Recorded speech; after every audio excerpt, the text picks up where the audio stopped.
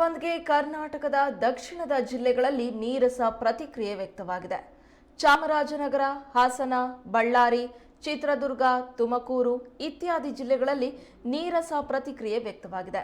ಬೆಂಗಳೂರಿನಲ್ಲಿ ಹೋಟೆಲ್ ಬಂದ್ ಮಾಡಿಸಲು ಯತ್ನಿಸಿದ ಕೆಲವರನ್ನ ಹಾಗೂ ಮೈಸೂರಿನಲ್ಲಿ ಮೈಸೂರು ಗ್ರಾಮಾಂತರದ ಸಾರಿಗೆ ಬಸ್ ತಡೆಯಲು ಯತ್ನಿಸಿದ ಕನ್ನಡ ಪರ ಹೋರಾಟಗಾರರನ್ನ ಪೊಲೀಸರು ಬಂಧಿಸಿದ್ದಾರೆ.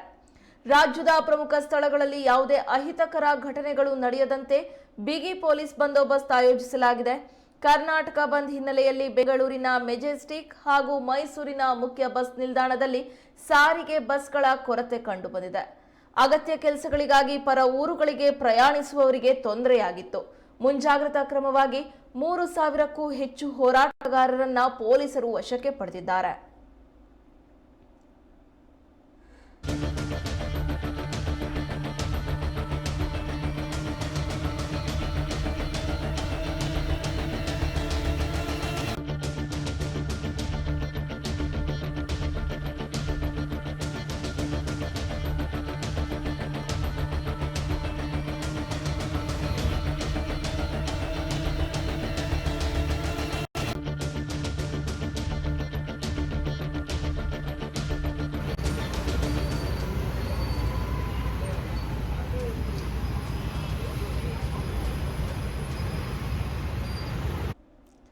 ದೃಶ್ಯದಲ್ಲಿ ನಾವು ನೋಡ್ತಾ ಇರುವಂತಹದ್ದು ಇಂದಿನ ಬೆಂಗಳೂರಿನ ಚಿತ್ರಣ.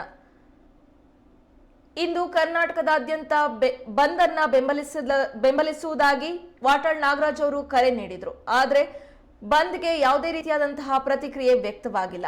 ಬೆಂಗಳೂರಿನಲ್ಲಿ ಜನಸಂಚಾರ, ವಾಹನ ಸಂಚಾರ, ಅಂಗಡಿಗಳು ಪ್ರತಿಯೊಂದು ಕೂಡ ಎಂದಿನಂತೆ ಅದರ ಸಂಚಾರವನ್ನ ಮುಂದುವರೆಸಿದೆ. ಅಂಗಡಿಗಳು ಕೂಡ ಓಪನ್ ಆಗಿವೆ. ಜನಸಂಚಾರ ಕೂಡ ಎಂದಿನಂತೆ ಮುಂದುವರೆದಿದೆ.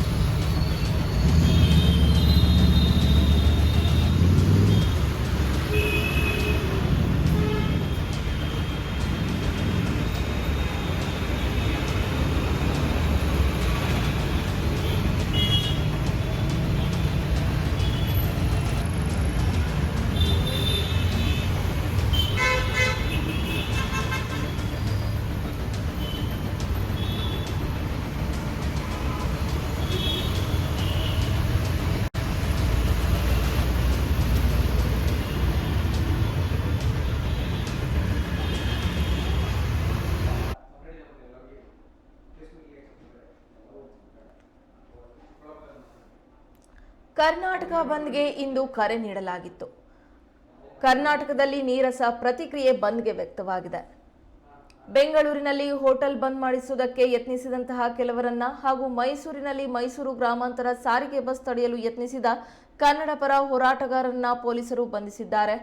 ರಾಜ್ಯದ ಪ್ರಮುಖ ಸ್ಥಳಗಳಲ್ಲಿ ಯಾವುದೇ ಅಹಿತಕರ ಘಟನೆಗಳು ನಡೆಯದಂತೆ ಬಿಗಿ ಪೊಲೀಸ್ ಬಂದೋಬಸ್ತ್ ಅನ್ನು ಕೂಡ ಆಯೋಜಿಸಲಾಗಿದೆ.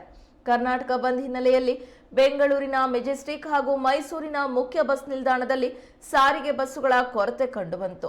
ಅಗತ್ಯ ಕೆಲಸಗಳಿಗಾಗಿ ಪರ ಊರುಗಳಿಗೆ ಪ್ರಯಾಣಿಸುವವರಿಗೆ ತೊಂದರೆಯಾಗಿತ್ತು. ಮುಂಜಾಗ್ರತಾ ಕ್ರಮವಾಗಿ 3,000ಕ್ಕೂ ಹೆಚ್ಚು ಹೋರಾಟಗಾರರನ್ನ ಪೊಲೀಸರು ವಶಕ್ಕೆ ಪಡೆದಿದ್ದಾರೆ. ಈ ರೀತಿಯಲ್ಲಿ ಕರ್ನಾಟಕದಾದ್ಯಂತ ಬಂದ್ಗೆ ಯಾವುದೇ ರೀತಿಯಾದಂತಹ ಪ್ರತಿಕ್ರಿಯೆ ವ್ಯಕ್ತವಾಗಿಲ್ಲ.